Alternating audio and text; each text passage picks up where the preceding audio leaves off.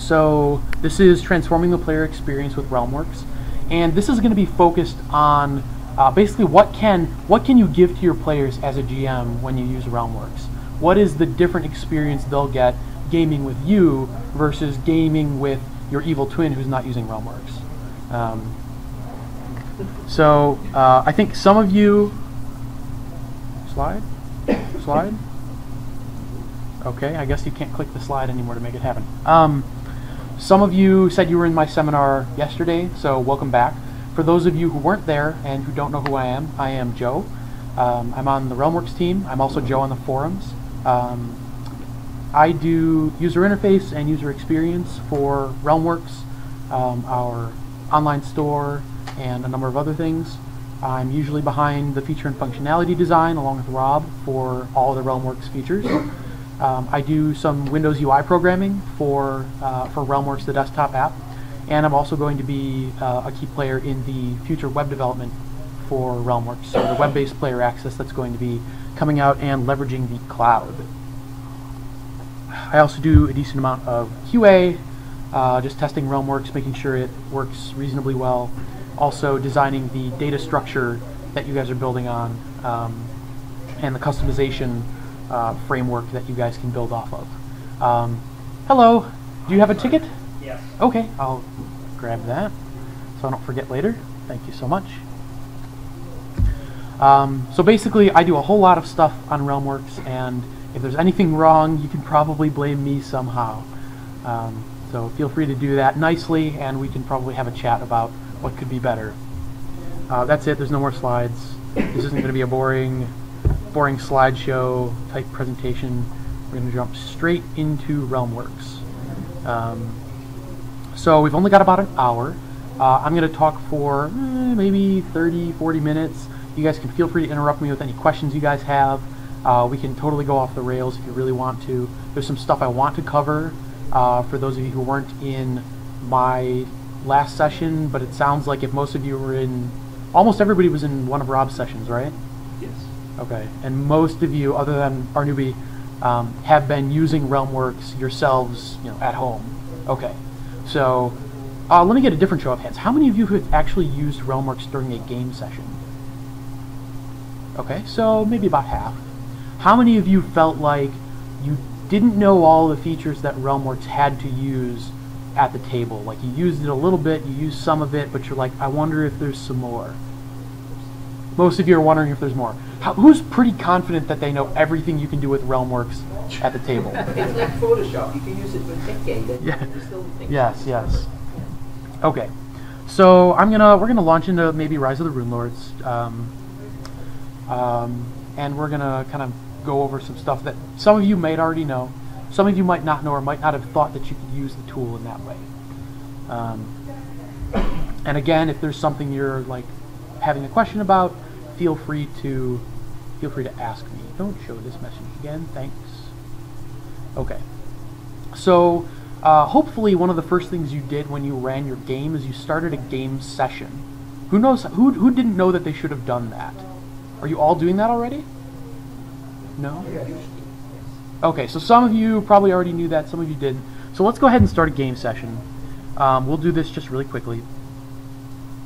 And why do we start game sessions? Let's use a memorable name. We'll call this Gen Con Demo. Let's spell Gen Con right. It's going to automatically record the timestamps later when calendars are available. You guys probably know that those aren't quite available yet. You'll be able to pick an in-game date based on your universe's calendar. You can add some notes. And the reason we do this is, in addition to the notes, in addition to like just knowing when were the sessions that I had, Realmworks in the background is recording every reveal action, every conceal action you make. And why might that be useful? Well, during our little mini game session, we are going to reveal some content to the players. You guys are probably all familiar with this. And once the content has been revealed to the players, there's all sorts of other things that Realmworks does with that information in terms of showing it in the player view, making it available in Player Edition, which we may talk about a little bit. But another thing it's doing is it's adding it to the reveal history. You may have seen the reveal history in the past, and it's a huge list of everything that has been revealed ever in your realm. Let's end our game session here. We've revealed some information about the Sandpoint Cathedral. Maybe our players spent a long time messing around in there, who knows, breaking stuff like players do. We can actually note that, like, oh, you know, they broke some stuff and made the clerics angry. In the future, we're going to be expanding this to allow for more detailed notes, tying it to journal entries, tying it to player journal entries as well. But for now, it's simple notes. So let's end the game session. And the main reason we do that is so that when we go to reveal history for next game, we can recap. And we can say, okay, we don't have to worry about did someone take notes last time, although that can be helpful. We don't have to worry about remembering what happened 3 months ago, because if you're like me, it sometimes is 3 months between sessions. RealmWorks lets you scope it down to just what happened since the last game session. We can say, okay, you know, what happened? Sandpoint Cathedral, something in the overview. It's actually putting the, might be a little hard to see, but it's actually putting the cursor in the snippet that was revealed. I'd like to make that a little bit more visible from a UI perspective, but we're at the very minimum right now telling you this is the snippet it's referring to, and you can sort of just click through and it moves the cursor to, okay, we learned this, we learned this, we learned this, and that could be everything from, you know, we learned the Duke is a vampire, we learned where his base of operations is. That's sort of my my general example, but you can quickly and easily run through what happened last time and then get to gaming. Question? I see that they're highlighted in green that has been revealed, so when they go through to see a summary of the last session, can it just change the color of the green? Sure. The current one? Sure, yeah, we could definitely do something like that. That's one of the things that I want to do, is maybe highlight in a different color. This is the one you're currently on in the reveal history, so that it's blindingly obvious, instead of like, where is that little cursor blinking? Oh, there it is. But we're already, the functionality is already there. We're already detecting which snippet it is.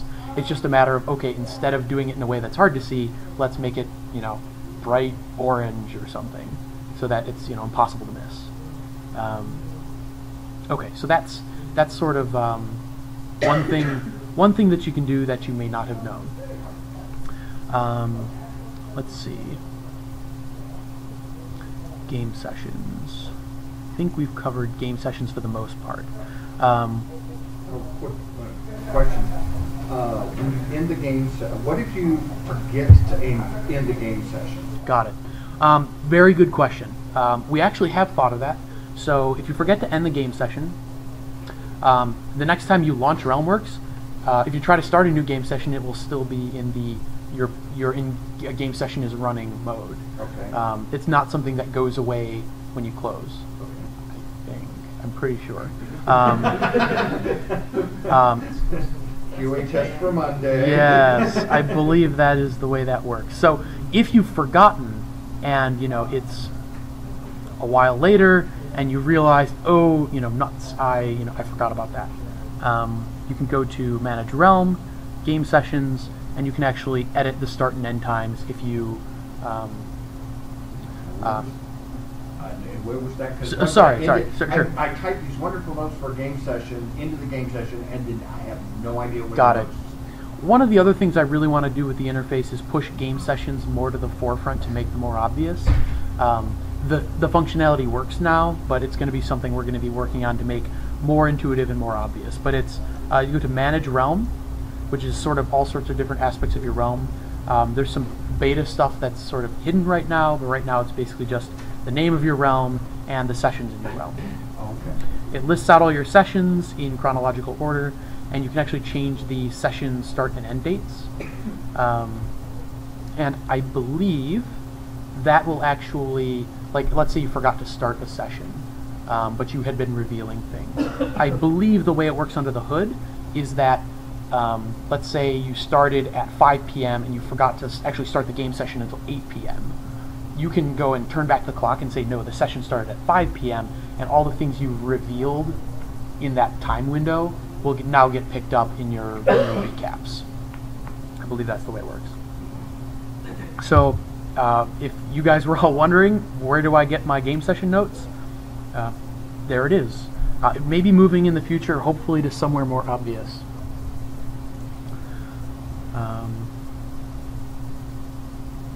So let's see. You guys are probably all using player view to some extent. Are you guys all familiar with the different modes you could be using player view in? Okay. You might be. I may have worded that in a way that is confusing. So let's see. You might nod your head and say, "Oh yeah, I knew that." So let's say we've got, say, a map of Sandpoint, and we are showing it in the player view. This is going to be a little meta because I'm actually on, like, you're seeing my view on the second screen, so we're going to have to do a little bit of imagination here. Role players don't have that. Exactly, sure. So let's see, we'll go to visit this in player view. And so you're seeing the GM's view of things right now. If you don't have a second monitor, you don't have a TV that you can hook up to, you don't have a projector that you can hook up to, this is sort of the very basic mode of RealmWorks. Yeah, you're okay. You can still show things to your players. You've got your laptop at the table or whatnot, and you can flip it. You can basically turn it to player mode, flip it around, and show them what you're seeing here. That's if you've got one screen. So you don't need to buy any extra equipment. You can still give your players the player view experience, or trial it at your gaming table before you buy a new monitor or TV or lug one from someone's place to see if it's worthwhile. You can still give them that experience. The mode that maybe some of you may be using is a dual screen setup where I don't want to do this because it's during the recording and it might be difficult. The players will still see that, but I am currently operating in RealmWorks on my laptop and you can't see what I'm doing. So that is sort of the next level up for players. The reason that's better and will give your players a better experience is, well, this is always up. If they have questions about where they are or what's on the screen currently, it's always visible to them. And I can always, do what I need to do in RealmWorks on my machine. And another perk is actually that I can reveal the map in RealmWorks, hit save, and it will automatically update, and the players can see it immediately. So instead of having to sort of switch back and forth of like, here's what you see, turn the laptop back around, change some things, hit save, turn it back around, and now there's more information. This is really the ideal way to do things, is to have a multiple screen setup. But if all you've got is your laptop, you're good to go. Question? I learned on the forum that it is possible to use your iPad as a second screen. It is. That's how I was using that. Yeah, that's another great point. So are you doing that with your game? Mm-hmm. What? Just out of curiosity, what app are you using on your iPad to do that? Okay. Well, while you're finding that, we're actually doing that. Excuse me. At the demo booth, if you guys have stopped by, we've got an iPad that we are using basically as a second monitor. There's a third-party app you can download. There may be multiple third-party apps you can download that will allow your iPad to work as a second screen if you don't have a second screen that you can easily use. Go ahead. It's 2Mon Air. Okay, 2Mon Air. I tried 3 or 4 different ones, and that was the easiest one. Okay, that's good to know. So it sounds like there's multiple apps that can do that. And the really neat thing is this is a great way to enhance your player experience. You can actually pass your iPad to a player and have them like read a note from an NPC. I mean, it doesn't get much more immersive than that, to like hand them a letter, and then you can even do like multiple pages of the letter, or have them be looking at a map of town that you're sort of revealing as you go. It definitely is a different way of doing things, but it's pretty cool. And I believe the way we have player view set up, I haven't tested this myself, but we actually do support a list of displays. So if you have your computer that has a second monitor, like a TV, and an iPad as like a third display, I believe that will work. So you can actually have just choose which display you want to show it on. There was a hand over there, I think first. I would like to know if there is any app for another tablet like Samsung tablet or We've been trying one at the booth with some limited success. I am not sure if it's a problem with the Wi-Fi at our booth or if it's a problem with the app we were using. We were using it's by Splashtop, called like Desktop. like extended desktop or something like that. It's not the remote desktop. It's because you can like control the mouse with that. You probably don't want your players moving the mouse on you. I haven't had enough time to fiddle with it. It may have been how the router was configured, because it's all over Wi-Fi. It may have been some configuration of the tablet or the app. I didn't find a lot of options in the app to change its configuration, and it failed on 2 different Android tablets. Like it would work for a little while and then disconnect. So other apps you may have better luck with. Might be in the environment here. It could 100,000 or 50,000 or 20,000 Wi-Fi signals. Yes, in the room. it could be. The one thing that we were skeptical of was that the iPad retained its connection the whole time, and the Androids would keep disconnecting, and we're not really sure why. But I haven't put a lot of effort into figuring out why that is, so your mileage may vary. Hand over there. If another player owns the remote, but it's possible to that can see the player's view on his interface? That's a good question. That's something we may do in the future. Right now, the player edition that we are working on, it's actually in beta right now with our beta testers. Some of you might... Who's a beta tester in this room? Awesome. You guys doing any of the realm sharing or inviting each other to different realms? Oh, you slackers. Get on that. Okay. So the rest of our beta GMs are currently beta testing the player edition, which is the exact same interface of Realmworks. So all the power that you get in Realmworks, the searching, the filtering, the linking, basically everything you come to expect, navigating with maps. The way it works is your realm as the GM gets synced up to the cloud. You invite a player to your realm. They get an invitation in Realmworks. I guess I could show you some of this. Well, I'm offline. I don't think it'll work. Yeah, I'm not hooked up to any Wi-Fi or anything, so I don't think that's going to work.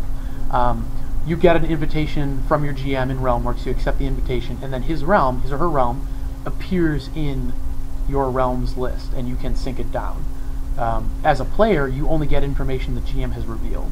So you don't get the whole realm, and whatever has been revealed is what you get to browse. That's sort of a not in play mode, because it involves, if something has changed, a sync. So if a GM reveals some information or creates a new NPC, GM needs to sync that up to the cloud, and then the player needs to sync it down.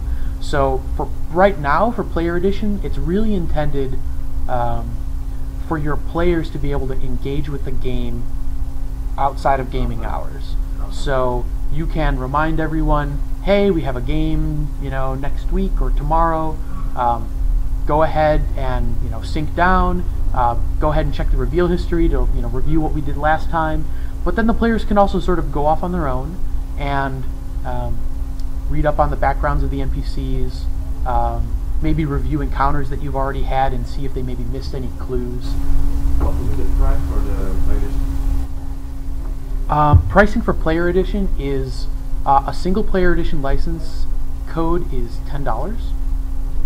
And then if you buy in bulk, each one after that, so let's say you have a group of 4 players and you all want to buy your Player Edition licenses together, each one after that is $5. And that includes access to basically any GM who wants to invite them. They only need to do it once. There's no recurring fee. There's no fee for getting your content. So if, let's say in the future, you buy content from the content market, the latest adventure, the players don't need to put to buy. The cloud support is only paid by the GM? The cloud service is currently only paid by the GM. I believe that's our model moving forward. It could change at some point, but there's no plan for that. It basically will be based on the GM, how many how many realms do you have, maybe how many players do you have, how much content do you have. That'll be in the future what determines the price of the cloud service. Is there a current limit to the number of player editions that can connect to a specific realm? There is a technical upper limit. It's pretty high. I think it's something on the order of like 250. Now that in the future will include things like observers, so which is a concept we aren't doing anything with yet, but we want to support. So if some celeb is running, Will Wheaton's running a game, and he wants to invite people to observe what's going on in the realm. They're not players, but they can still browse the realm, see what's going on. Maybe observers can even see what the GM sees. We do cap that at around 250. You probably will never have 250 players, and you probably won't even have 250 observers. But right, exactly. Now, is that players per game? Per realm. Per realm. Yes. So you can have. I don't think there's any real upper limit to the number of realms you can have. There's a practical limit. I mean, who can run 100 realms? I don't think I could, even if that was my full-time job. Well, the one warning I would say is. Oh yeah, that's true. They could share stuff. Ah, right, but it's sure that's kind of cheaty. I mean, the GM would be. Yeah, that's true. The GM would be the arbiter of who's the GM is the arbiter of who's invited as a player, and would also be the arbiter of who's invited as an observer. At some point when we do observers. Questions? Will there any way to see it? For example, if I am a GM and I got a campaign already, all my info are in realm, and I want to share with other GMs, possibly have a lack of imagination. Got it. Can I share with them on the cloud? So, I'll see a full campaign of another GM. Is it a possibility? Or? Yes. So that's part of one of the things that we want to do with the content market, which will include free content. So if you want to publish your realm so that other GMs with less imagination can use your awesome realm and dazzle the players, bringing it back to engaging players. If you aren't really the creative type, but you want to run cool realms, our vision of the future is that there will be GMs who want to just make their stuff available for free, maybe trying to make a name for themselves so that they can get some publishing deal someday. Who knows? Community content and whatnot. Right now, that's not possible. That's sort of for the future. Let's see. Another question over there. This directly relates to the content market. Who's going to be the ultimate arbiter for legalities with that? Is it going to be the responsibility of the people who are uploading, or is Realm or Lone Wolf going to have that responsibility to find out if they're uploading? For example, trademark information. If you took some stuff from a Paizo Adventure package thing purchase, reuse some of those maps in your own campaign, there are probably some legalities involved in it. I'll be honest, I am not sure how that works. That's really not my area of expertise. That's something Rob could probably speak to a little better. So I would stop by our booth and ask that question. I'll try to answer it as best I can. My understanding is that if you are uploading anything publicly, you need to have the rights to it. So if it's custom content you've created, you are good to go. But if you crib a map from someone else, a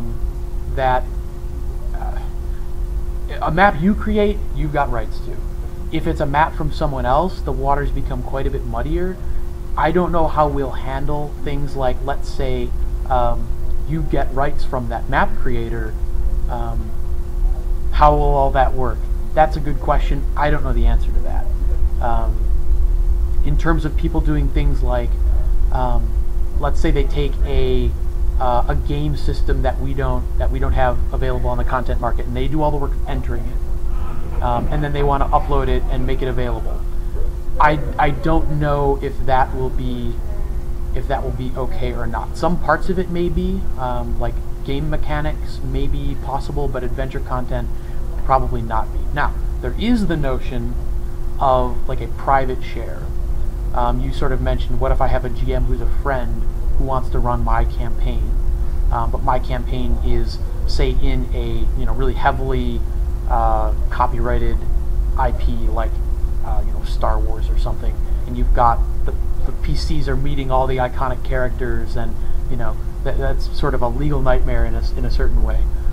We may at some point in the future support being able to share content privately with people that you're friends with, which would sort of neatly circumvent some of that stuff. And depending on how many people we find out want to do stuff like that, sort of the higher on the list of priorities, that's something like that becomes. That sort of thing would be handy even if you can't run a game. Right. Another person can run this Yeah. Good point. Please, do it. We will. There's a lot of things on the to-do list, so bear with us on this stuff. Believe me, it definitely is. So most of you guys probably know that. Just getting a little bit back to enhancing the player experience. Most of you guys probably know that all the various content elements are shareable via the player view. This includes, obviously, maps, but also... so, who's the NPC I'm looking for? What you may not have known is that any of these navigation panels you can show in the player view. So, for instance, let's reveal some of this so we can actually see it. You may not have known that you can share the navigation contents in the player view as well. Well, you can show relationship diagrams in the player view. Apparently there's a bug right now preventing me from showing the residence relationship. There was a question there. I'll try to answer it while I'm fixing this. Oh, hey! Survive. Oh, my good... Oh, well, now I know why it locked up. I displayed the full container relationship of every location in the entire realm. Oh. So there's Sandpoint, and somewhere down here... alright. Ha ha ha. There's going to be a lot more combat than on. Yeah. Right. We may do some things to try to scope that down and page it a little bit. So sorry about that. There was a question right here. I would like to know, maybe it's a beginner question or already told, but if I have a map, a dungeon map, and I want to unveil just some part of it to the players, Like a furthermore. Yeah. Do you have a mode for that on the ground? Just to reveal portions of the map? Yeah. Oh yeah, sure. So maybe I'm not understanding the question, but How it works. sure. So let's say I'm checking out a map here of Sandpoint, and if I show the reveal mask, I can sort of see the area that the players are already. Oops. The area the players have already explored. We currently have two tools. One is sort of a rectangular area, which is great for like grid-based maps, things like that. We'll just reveal this particular region. Also the brush, you can make it bigger, and then you can also conceal stuff, like let's say, oops, I didn't mean to reveal these houses. Hide, hide, hide.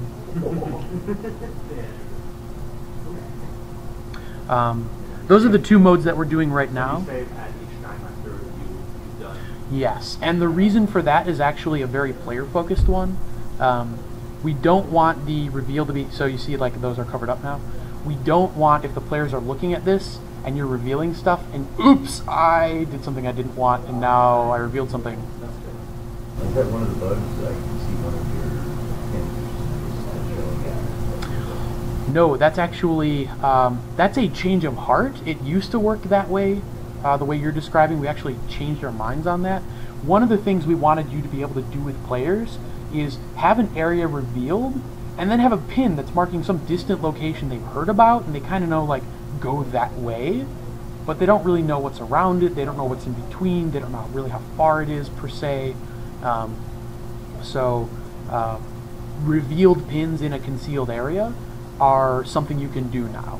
If you don't want revealed pins in a concealed area, you can of course choose to not reveal those pins. It's sort of up to you now, as opposed to not having that choice. So it sort of depends on how you want to present it to your players. Certain things you'll want to do it that way, other things you won't. Is that a general setting or do you map-wise? That is a fundamental change to all maps, but like I just said, basically, if you decide to reveal pins in the concealed area, it's sort of with the conscious decision now that I want to show this pin even though the area is not revealed. Like if you were going to go to the one just directly above the one that you have revealed, you just right-click it and then boom, you'll have the option to reveal or conceal. Yep. Like now the pin is concealed, and if I go back to the map, like if that was a mistake, good to go. Gotcha. It's gone. So now it's really more in your hands, as opposed to you can do it one way and you can't do it the other way. The software won't let you. There's a question here. When you do a summary, you go back to see what's been revealed. Will it slowly show the map as with each point on the summary? Oh, in the reveal history? I actually don't know. I believe it is only revealing topics, not pins.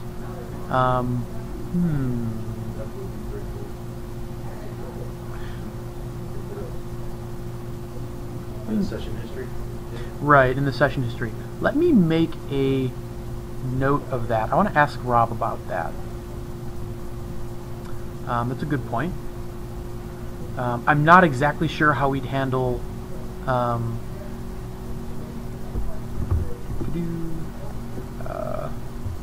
reveal history for pins and ask.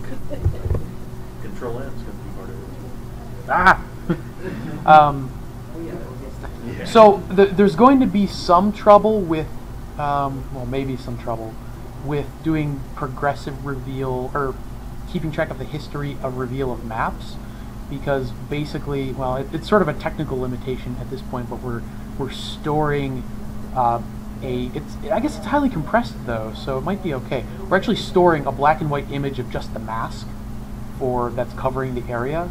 But because it's just black and white, it compresses really well, so it's fairly small. The trouble would be if you have lots and lots of saves of like really small incremental reveals, it could still start to eat up a lot of space. The pin reveal, though, we could maybe do.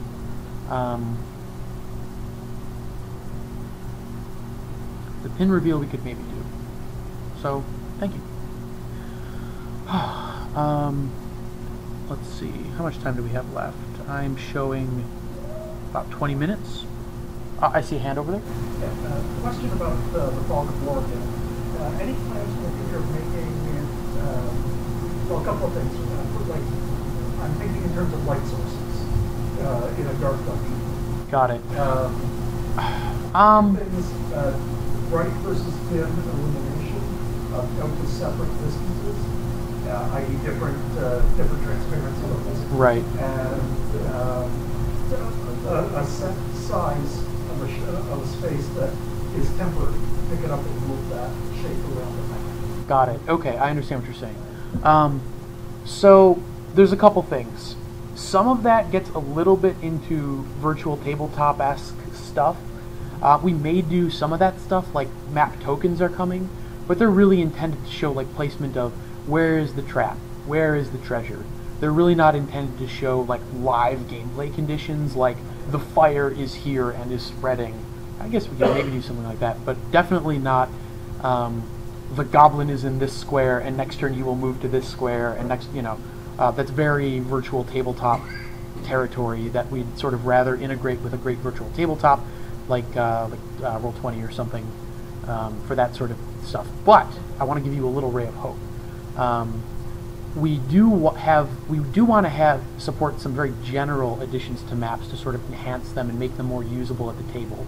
So I sort of envision a concept of layers, sort of like a Photoshop document, or not document, a Photoshop file, where the reveal mask is a layer.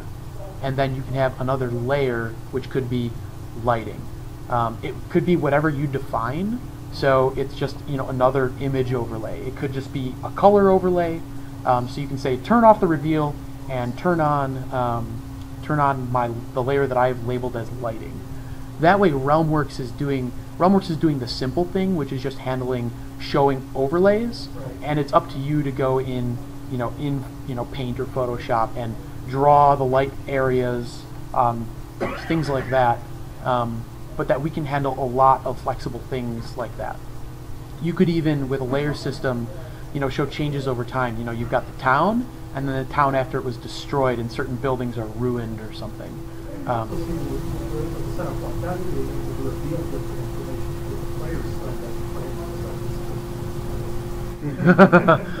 Actually, yeah. So that's another good point. Because we do have per player reveal on the way, we will need to potentially store masking information for different players. We might handle that as layers. There's some potential complexity here, but it could be done in theory. And there's a lot of, like, layers would be a fairly flexible thing. You could do a lot of crazy stuff. You could have, like, a map with illusions on it. All sorts of cool things that we could potentially do with layers.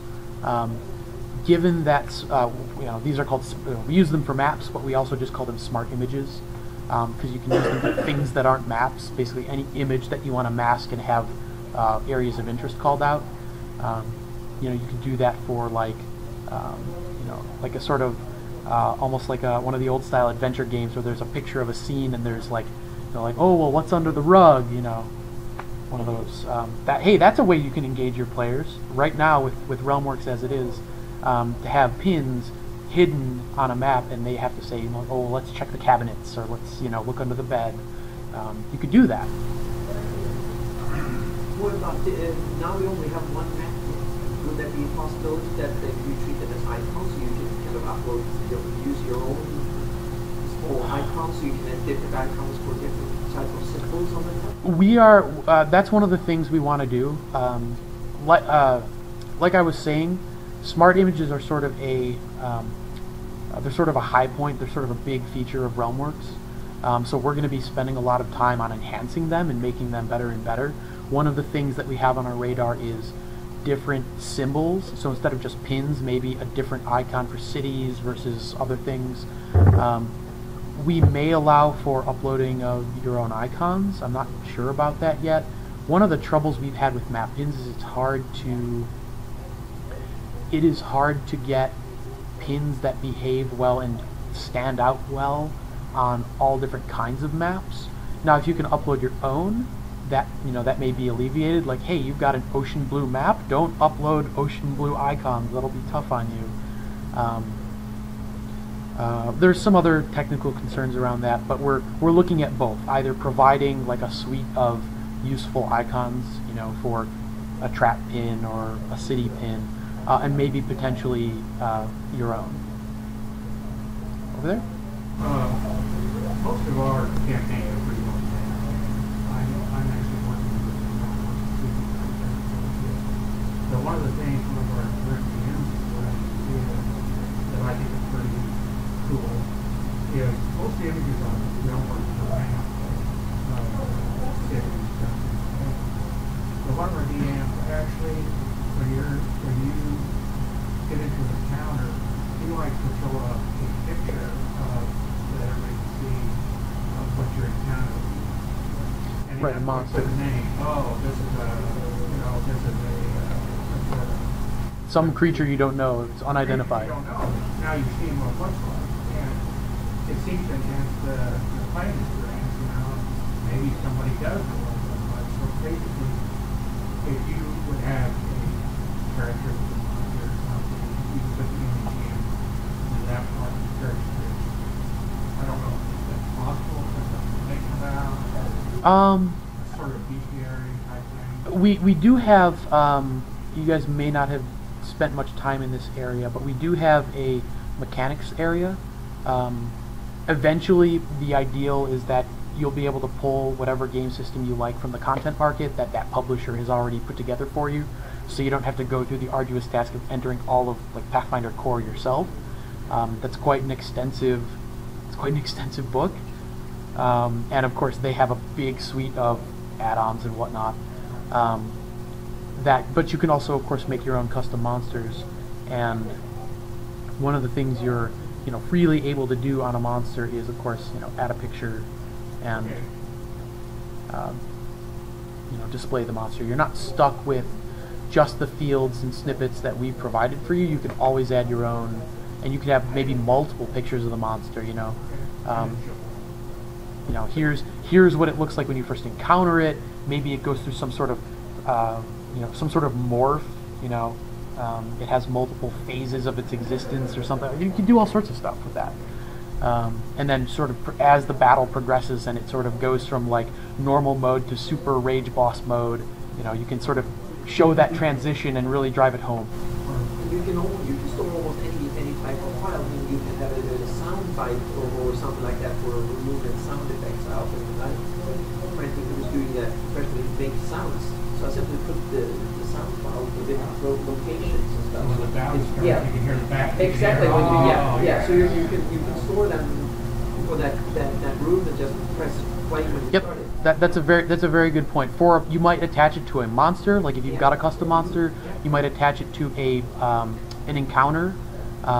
Even things like creaky doors and screams far off. Then you have it at that point. You don't have to look for it. It's in examples when you get there. When you get up to that point, then you get the music. Yeah. You can even put tags on them so you can find them on the right, and that way you don't have to put in the file more than once. Yep. I've done that way, and then you just link to it in the text, and then you will find it, and you will have it on the smart links on the right. Yeah, that's a good way to do it. Something that we don't have yet, but what we want to have, is a listing of all of your assets in the realm. So that would be quick access to all your map files, all your picture files, all of your sound files, all your video files, so that you don't have to necessarily find the topic it's on. You're just like, I know it's a sound file, let me go to my library of sound files. That's going to be coming at some point in the future.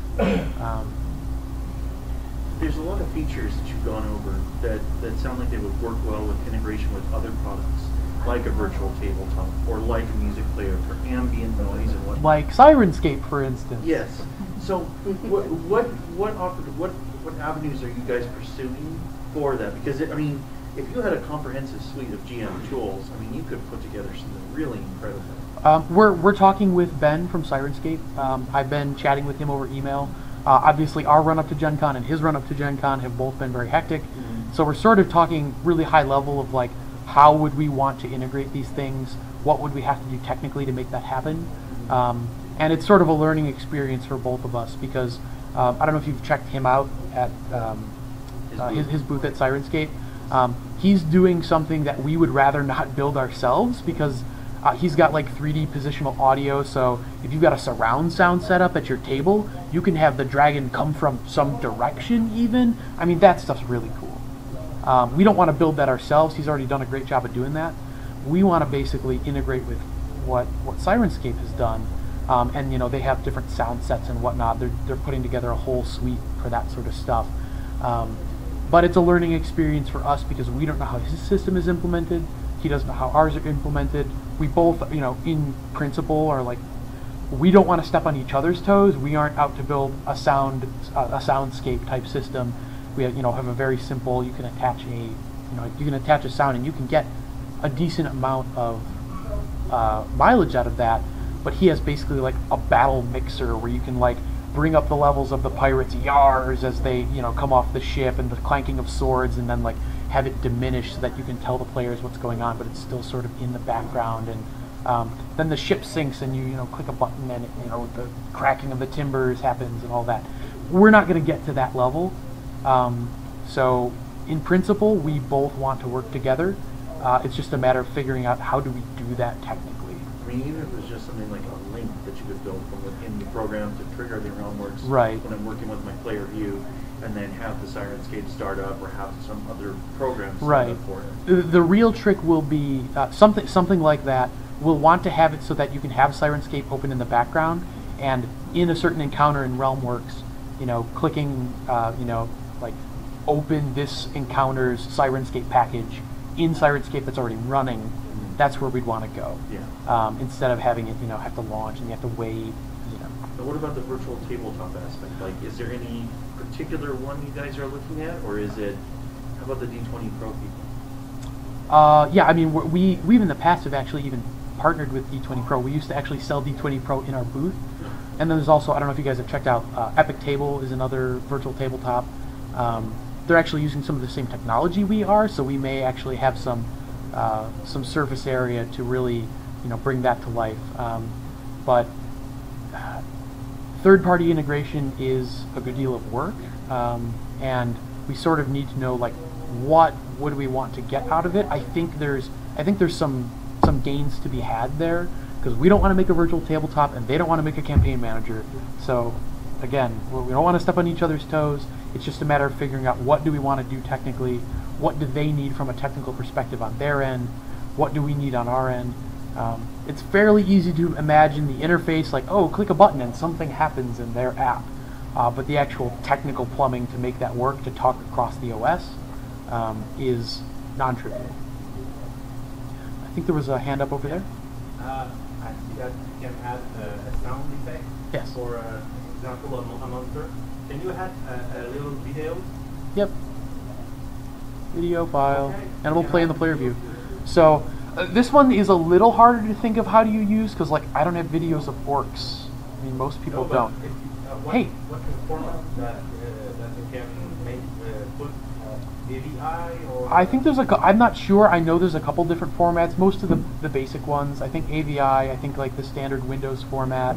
Yeah, I think there's a few formats. It may not be all, but there's also converters everywhere on the internet. If you've got something in a format we don't support, odds are you can find a converter that will convert it to a format we do support. Okay, but basically, what kind of format is best to use in Realm? I don't honestly know the answer to that. It's sort of up to you.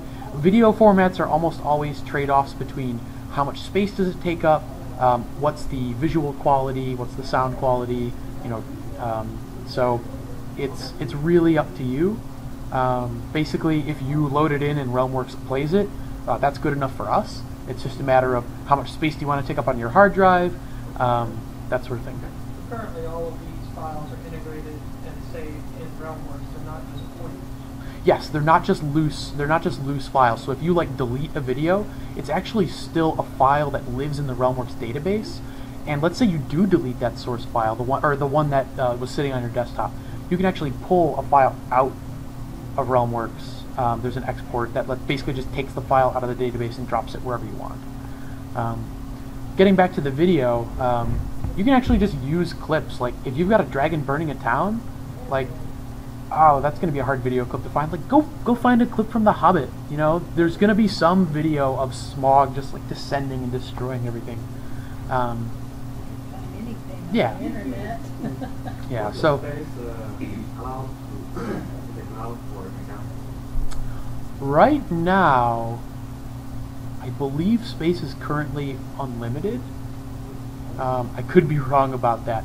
I think what we're doing is we're keeping an eye on the size of people's realms, and if anything gets enormous, we'll probably contact that person and be like, hey, you don't happen to like have a computer virus or something that's storing stuff in our cloud, do you? But we haven't had any big trouble with that so far. Eventually, we're probably going to be coming out with different tiers of cloud service for basically different amounts of storage space and traffic. Essentially, we just don't want people who are they've got one small realm. We don't want those people paying the bill for the people who have, 15 huge realms with video files everywhere. Like the person who's using it more should be paying more of the bill than somebody who's just using it a little bit. But looks like I've got about 5 minutes left, so if there's any last-minute questions, feel free to ask. I don't know if there's someone waiting outside. I want to be a good citizen of the convention and start tearing down so that they can get in here. Is there a way to, just to save space, with the media files to link them as opposed to store them? That's a good question. It's really not related to player engagement, but if this allows you to store more stuff to engage your players, then I'll tell you about it. Basically, you can create a web link, anything, any text. So like dragon. Let's say you've got a a video on YouTube of a dragon. You can create a custom link. Oh, wrong one. I want a hyperlink. There we go, hyperlink. So if you've got stuff in Google Drive, let's say you've already got cloud storage from Google Drive or Microsoft or whoever, it's Dropbox. Stick your big media in there, and then you can do it. Now that means that you're going to be clicking links instead of having it in Realmworks. But if enough people decide that they want to do that, we may in the future allow you to basically just say this is an image, but it's not local. It's pointing to somewhere on the web. That will like stream it in or something. They'll pull it into the player view. Yeah. But right now, if I did it like that, revealed it, have it in the player view, they click it, it'll just open up the browser and direct it to that location. Right, exactly. Or if it's like a file that I point the link to a file on my local machine, it'll queue it up to my hard drive. Yeah, exactly. Okay. So you can do things like that. It's not as tightly integrated, but it would certainly allow you to just use whatever cloud storage you want. Yeah. So yeah. What was the other virtual tabletop you mentioned? You mentioned Epic Table and... There's Roll20. Roll20. I think they just won an ENnie, so they're probably pretty good. Go check them out. All right. Any last minute questions? I'm going to turn off the recorder here, but as I'm packing up, feel free to lay anything else on me. If you want to go during that day, there's an old crown that appears by the list. Ah, yes. That seems to be quite good for now. What is the crown? What Yes. is the crown?